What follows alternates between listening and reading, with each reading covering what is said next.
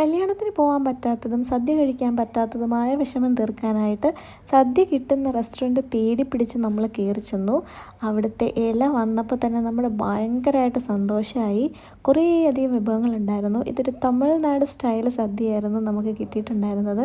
ഇവിടെ രണ്ട് രീതിയിലുള്ള റൈസ് വരുന്നുണ്ടായിരുന്നു. പൊന്നിയരിയുടെ റൈസും പിന്നെ നമ്മുടെ കേരള റൈസും.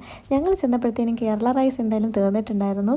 പിന്നെ ഇതിൽ എനിക്ക് ഏറ്റവും ഇഷ്ടപ്പെട്ടത് ആ ഉണ്ണിയപ്പമാണ്. നല്ല ടേസ്റ്റുള്ള ഉണ്ണിയപ്പമായിരുന്നു. അതിൻ്റെ കൂടെ വേറൊരു മധുരമുള്ളൊരു ഓറഞ്ച് കളറിലെ ഒരു സംഭവം കൂടെ കിട്ടി. അതിൻ്റെ പേര് ഞാൻ ഓർക്കുന്നില്ല. അതും നല്ല ടേസ്റ്റായിരുന്നു കേട്ടോ. അതും കുറേ നമുക്ക് തന്നിട്ടുണ്ടായിരുന്നു. അങ്ങനെ കുറേയധികം വിഭവങ്ങളൊക്കെ കൂട്ടി സദ്യയൊക്കെ കഴിച്ചപ്പോൾ ഭയങ്കര സന്തോഷം. ആ വിഷമം അങ്ങ് തീർന്നു കിട്ടി. പിന്നെ നമ്മുടെ ബോളിയും പായസവും കൂടെ കണ്ടപ്പോൾ വീണ്ടും സന്തോഷം.